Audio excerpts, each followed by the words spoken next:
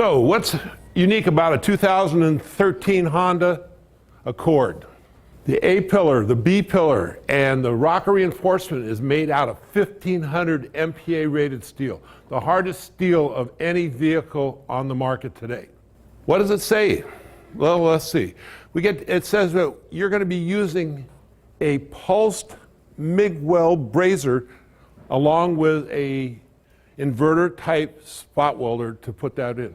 No MIG welding. Reason being is the MIG welding will destroy it. So they do not want a MIG welder on that vehicle. Here are some of the pulsed MIG weld braziers on the market. We have Lincoln has the 350. There's a Welander Shell IP62, a Millermatic 350P, and then the Spot Welder Pro Spot came out with their unit. These are all pulsed MIG weld braziers. You know, MIG weld brazing needs surface area. So this is we don't use spot weld, plug welds when we MIG weld braze. We use what is known as a slot weld. This is a slot weld punch. This is 8 by 20. So it gives you a lot of area to put that material in there.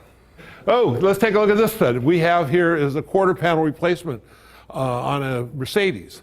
Calls for a rivet. Here's the latest rivet gun. This is called the Express. It is a multiple use gun. Here's a little video on it showing you what it can do. This is on a BMW.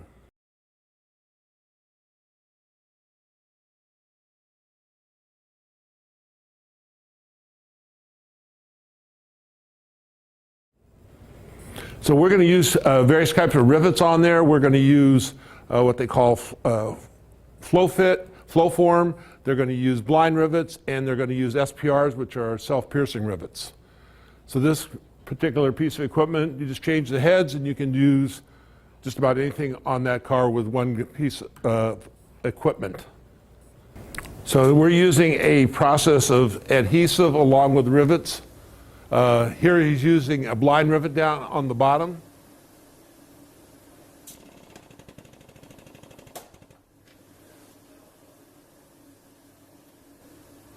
And these rivets have a certain amount of torque on them to be set. And this machine has the abilities to do that.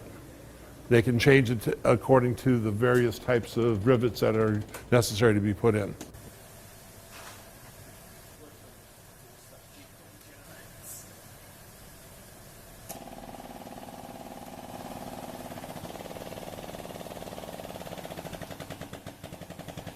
So here's something that is a unique, it's been on the market a little while. This one is a battery powered hot stapler. I have two pieces of plastic, a little tab broke off. Having these tools allows you to do certain procedures that a lot of times you might, to speed up the repair process. Now be careful, these things are sharp. But you can see that it's back together. Now this is not a finished repair. You'll use some sort of two-part adhesive to finish up the repair on it. But you can see when you take a look at this, somebody's already repaired this with a staple before. I didn't even realize it until I started cleaning it up. But you can see the toughness of it. So this is a battery-powered hot stapler. Here's the latest also, is the nitrogen welders. You know, this is just another thing in the toolbox. You know, we're not saying that you use only adhesives or you only use this. You have all of this available to you to create any type of repairs. Here's a real quick little video on the nitrogen welder. The first step is to take some aluminum tape to keep the tear in place. The reason we use aluminum tape, it's very strong, doesn't break down under heat. Clean off the material, make sure, again, one of the biggest problems with failures is cleanliness. After you do all that, you need to clean it out and get all of the mold release out of it before you attempt to do this. Then what they're going to do on this one is going to fill that groove with 2 passes. Then they take an iron to smooth it out. Then they're going to add some more material to the top part of the repair. Now, by adding 2 to 3 passes, this increases the strength of that repair. Well, the nitrogen acts as a shielding gas, keeps all the contaminants out of it, and can control the heat much better than just using a regular welder on there. Now, you can also use the hot stapler on that too to hold it in place. The kits will come with multiple types of plastic. You'll need to look at the type of plastic you're using. It could be polyurethane, it could be polypropylene, could be ABS. They have the various rods that they can use for it. Again, you have to identify it. Part of using this stuff is experience.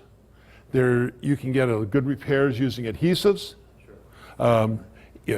One shop was telling me that it's about 50-50. They'll use adhesives half the time and then half the time with this. And I'll stress this, you can't fix everything. They think that since you have this stuff, you can fix everything. Get it straight, you can't fix it all. Okay. Kai, you're up. This tool allows you to repair some of these things without having to replace the rail. And how it works basically, it has a measuring tape so that you can measure where the kink or the dent might be in your rail. And then as you slide that in, basically, you can go right to that measuring point. And it works off a hydraulic ram, basically. I got it. So basically, let's say if you had, a kink up on top, you can add the different feet to accommodate that type of repair. So basically, I know it's hard to see, but how it works is this port of power basically pushes out on a foot, and it basically will take the dent in the rail and slowly push that thing out. And basically, that allows you to do that repair, even thick metal like this with a body hammer, because you're pinpointing that spreading process. So I thought that was a really neat tool that this guy invented to help us with all those. Anybody's ever been a body man, we've always been frustrated, either cutting windows in the rails or taking big pry bars, and it's never right. Again, there's a tool. We can't fix every rail. But here's a tool that, if you have it in your arsenal and you know how to use it, you might be able to find an application in that repair process where this would be a very handy thing instead of totaling out the car. This here is a unit from Welander Shell. This is a thermal pack, and it is used to cure adhesives, windshield adhesives. Go back to the Mercedes, you could put that on that rocker center post reinforcement and cure it up. So here's just another tool that can allow you to speed up the process. This has been an area in our industry that has not been really addressed very well. The welding mask is part of personal protection equipment, yet technician after technician will go to a cheap supply place and buy a $60 mask. And I always ask them during the welding tests that I have performed, I say, would you go buy tools at the swap meet to work on it? Oh, no, they're no good. I said, well, where do you go buy your eyes? What do you mean? Well, when your eyes go bad because you're using a cheap mask, how are you going to replace them? And they look at me, I don't know. And here's another tool that I don't know if you guys noticed, but this little tool here is a magnifier that fits inside these masks. Not every mask has it. I've done 4,500 welding qualification tests over the last 8.5 years, and every one of my masks that I have in my truck has a magnifier in it. And every test, they're always out because these guys can't see. So take a look at this. This is a $10 thing, and you can improve the quality of your welds. Now, here, ladies and gentlemen, is one of the greatest tools for $5. It is a little gauge to measure the thickness of the metal. How do these guys know what to set their machines at? They don't know, they guess. And they don't even realize is that if you go inside the machine, there's little charts there to tell you, $5. If any of you guys want, I have some extra ones, I'll give them to you. Here's an interesting piece of equipment. This one at the SEMA show, this is by 3M. This is their gravel guard gun. Here's a little video on it.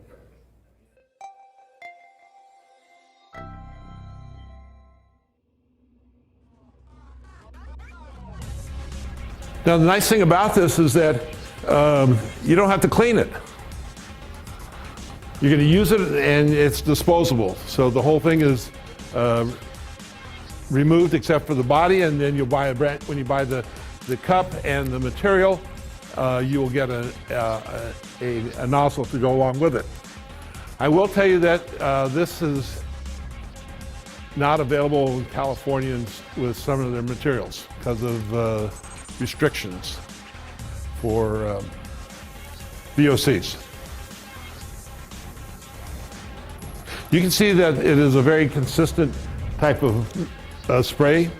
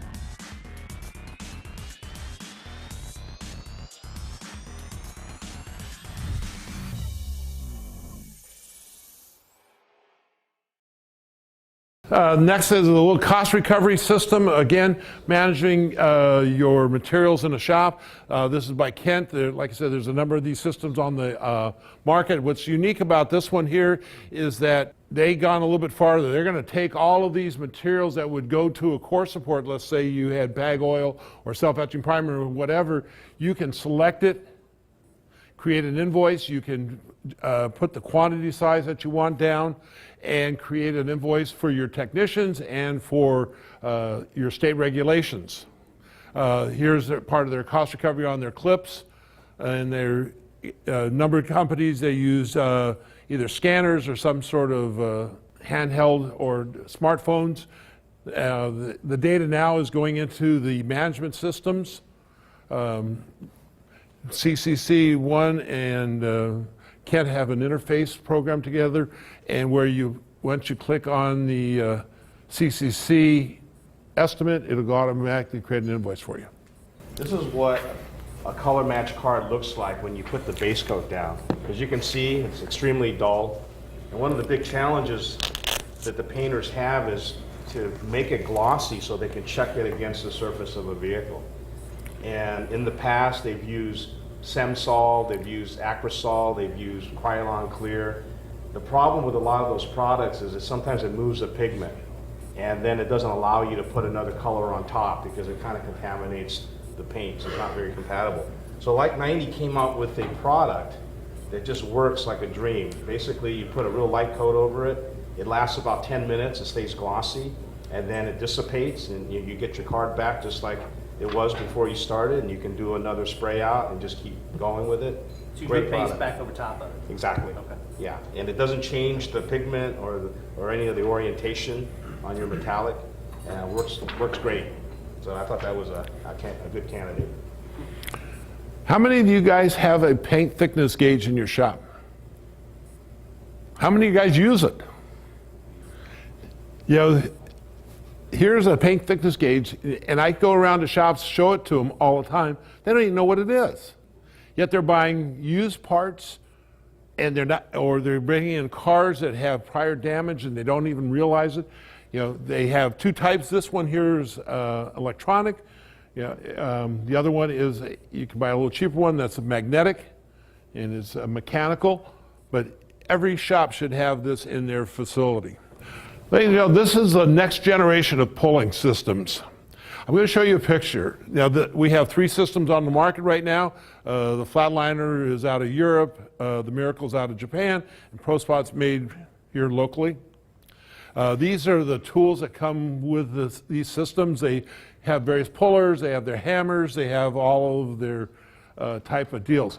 These pins that you see, the beauty of these pins on, they go at a low voltage. And what I mean by low voltage, you can turn them over and it will not destroy the E-coat on the back side of the panel. Whereas if you're using a regular body pin, they go on about 14 to 1500 degrees Fahrenheit and they will create a burn mark, and now you have a corrosion hotspot that has to be addressed. That is a door. You can see the handle, that thing is totally crushed. Is that door repairable? I put the pins on the line, and with a minimum amount of pulling force, because it distributes the pulling force all along the whole deal. We're not pulling out one dent, we're going to pull out the whole thing. And as it rises up as a whole unit, you can take a look at the body line here. That whole body line, you can see where it was before, it's now straight. And then a little more work, we were able to pull out the rest of it. This door is not a repairable door. I wanted to show you the capabilities of this piece of equipment. If we're going to invest in this type of equipment to do their repairs, to speed up the repair process, to do a more quality repair and more repair versus replace, then we need to be compensated for the education, we need to be compensated for the equipment, and we need to have a fair time and not some ridiculous time that they think that, well, since you have this equipment, you can do it quicker and faster, we'll only pay you this. No, we got to start to grow up as an industry, and I'm talking about both of us, and discuss this. You want us to use this equipment? We'll use it. We'll save you the money, but on the other hand, we need to get paid properly. Here's a typical repair. You basically have a huge area. Your technician mixes up some polyester filler and applies it with a 5 or 6 inch, spreader. And he usually has a tendency to put a ton of it on because he'll cheese grade it down. And for all you guys that have been body men or have done work like this, a tremendous amount of work involved. So what this does is allows you to shape the contour and drag it after you apply the putty. And you can see how this technician has it turned. And this panel is convex. So basically using the highlights of the body, you basically finish 90% of your work with one drag. And then it saves you time, sandpaper, obviously, and product, time saver. Again, these are tools that, that will aid you in the repair process. Take a look at them. This is the last thing. This is a hood. The beauty of it is that with just a slight movement, you can move the hood up to jam it underneath it, and then a slight movement back down to paint the other. By doing that process, jamming and doing the exterior, will save time, we save materials, there's less gun cleaning. So being able to roll this in, paint and pull it out, this is a marvelous tool, and we both felt it was deserving of us.